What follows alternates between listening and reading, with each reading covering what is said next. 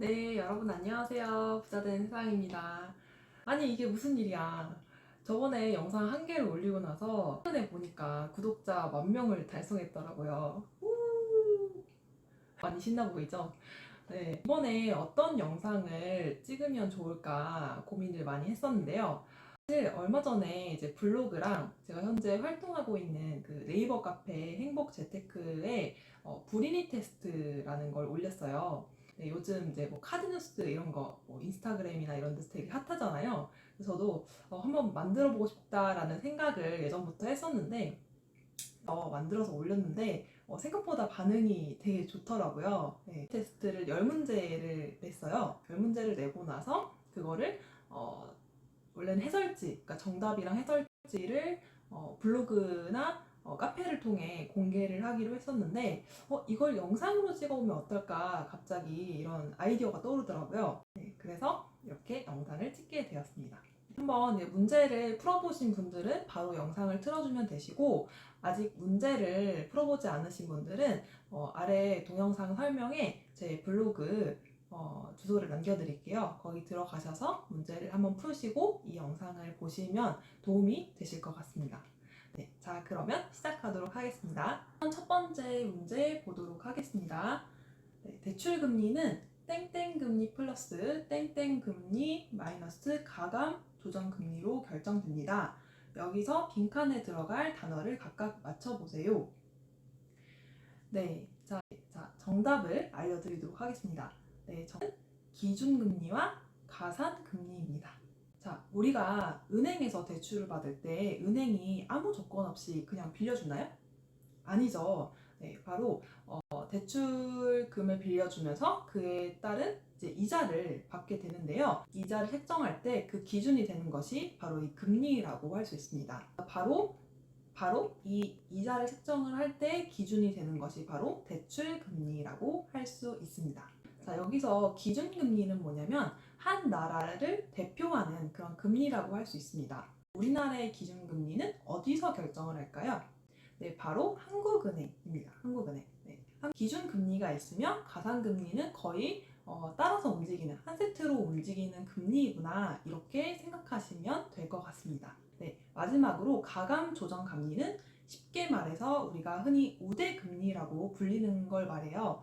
이것도 내가 어떤 은행을 사용하고 있느냐에 따라서 조금씩 조건이 다릅니다. 네, 그러니까 우리가 각자 뭐 최소 한 군데 이상의 은행에 통장을 가지고 있다고 했을 때 이제 거기가 바로 주거래 은행이 되겠죠. 또 직장을 다니시는 분들, 뭐 아르바이트 하시는 분들은 이제 급여를 받는 통장이 이제 거의 주거래 은행 통장이 될 텐데요. 은행 상품과 같은 적금이나 그런 펀드를 들고 있다거나 신용카드, 네, 신용카드 사용 실적 이런 것들을 다 전부 다 반영해가지고 이 우대금리에 측정을 하게 됩니다. 대출금리는 기준금리와 가산금리를 더하고 거기에 우대금리를 뺀 게 나의 최종 대출금리라고 볼 수 있는데요. 네, 다음으로 두 번째 질문 넘어가도록 할게요. 주거용 오피스텔과 업무용 오피스텔의 취득세는 다르다. 정답인 O일까요? X일까요?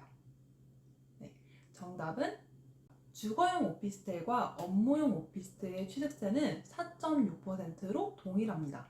여기서 이제 취득세는 좀 사전적인 의미로 좀 어렵게 얘기하자면 뭐 유통세를 지닌 조세의 성격을 가지고 있다. 뭐 이렇게 네, 표현을 하는데요. 갑자기 이제 춤을 추기 시작을 합니다. 이렇게 어렵게 우리가 이해하지 말고 우리가 부동산을 살 때 당연히 내야 되는 세금 중에 하나다라고 생각하시면 될 것 같아요. 쉽게 말해서 취득세는 우리가 부동산을 사게 될 때 당연히 내야 되는 그런 필수 세금 중에 하나다라고 생각하시면 될 것 같습니다. 세무당국에서는 이 오피스텔을 취득한 시점에 이 오피스텔이 앞으로 주거용으로 쓰일지 아니면 상업용으로 쓰일지 알 수가 없다. 네. 그렇기 때문에 이 기본적으로 이 오피스텔은 업무시설로 분류가 됩니다. 네. 숙박시설이라던가 아니면은 뭐 사무실, 상가 이렇게 이해하시면 되겠는데요. 자, 그것들은 주택이 아니죠. 그렇기 때문에 주택과 다른 세금을 적용을 받는다라고 생각하시면 되겠습니다. 이제 앞에서 우리가 취득세를 봤죠. 세 번째 문제는 재산세에 관련된 내용이에요. 주거용 오피스텔과 상업용 오피스텔의 재산세는 같다, 다르다. 맞으면 O, 틀리면 X. 정답은 5입니다. 5.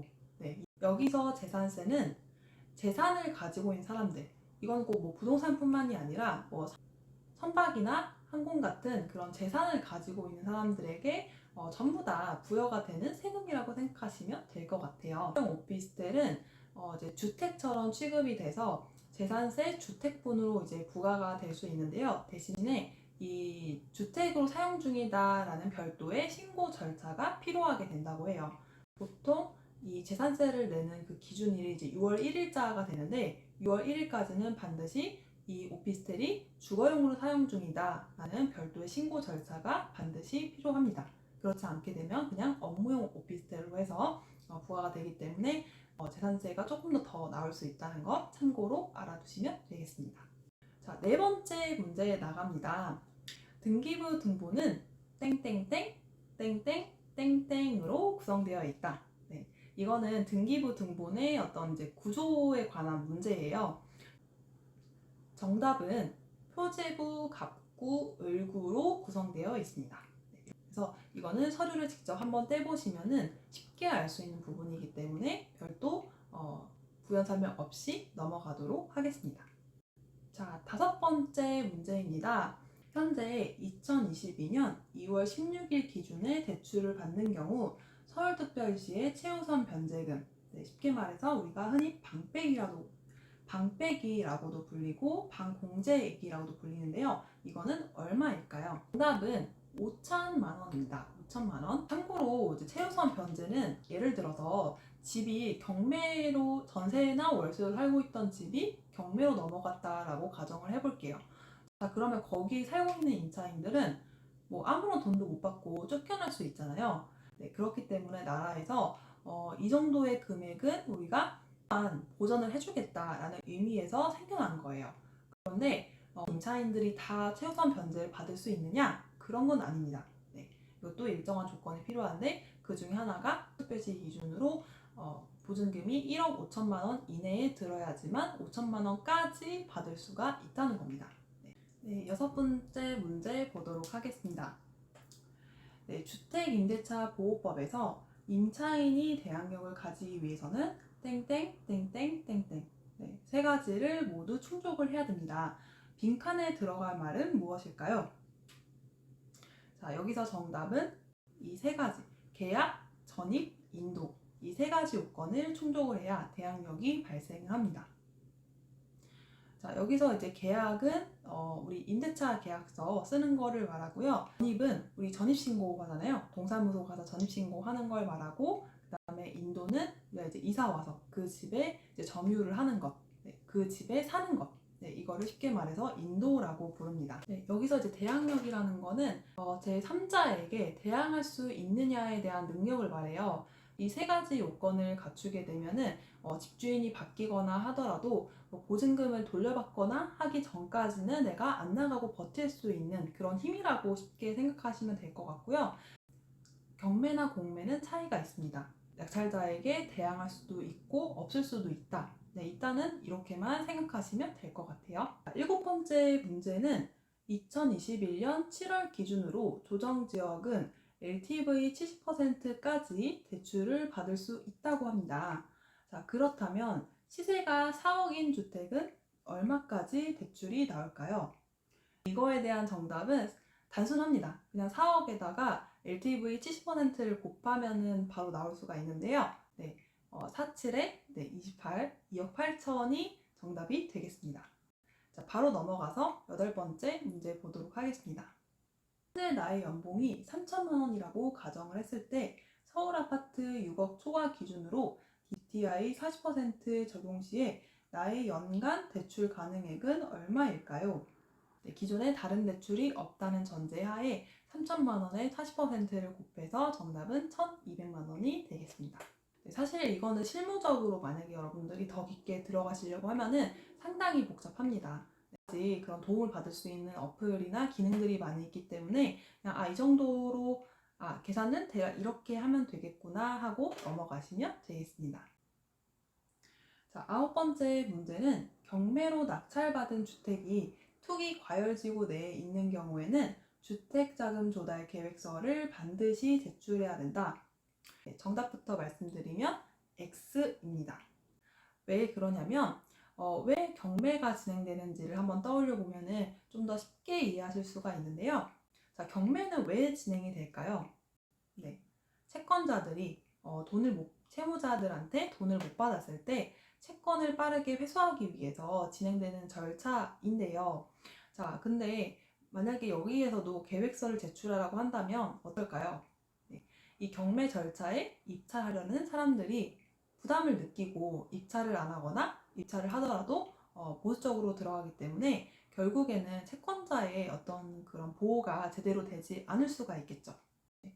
경매 절차는 채권 회수가 원래 목적이기 때문에 이 주택 자금 조달 계획서 작성 대상에서는 빠지게 되는 것입니다. 그럼 마지막으로 대망의 10번째 문제 보도록 하겠습니다.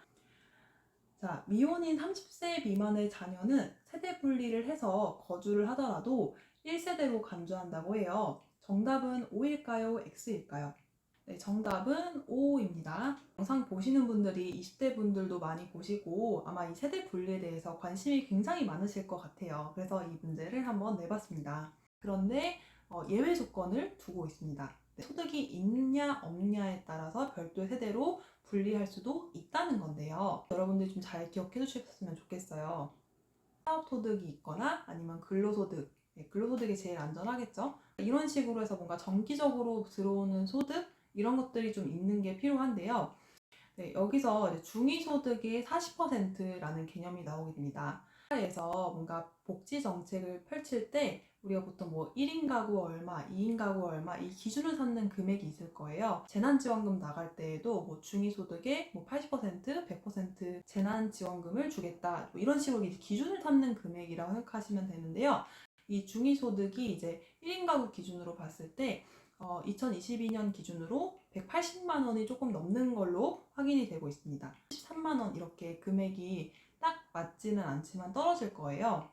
한 달에 내가 못해도 72만 원, 73만 원 정도의 최소 그 금액 이상의 내가 소득을 가지고 있어야지 세대 분리를 했을 때에도 별도의 세대로 인정받을 수 있다라는 의미가 되겠습니다.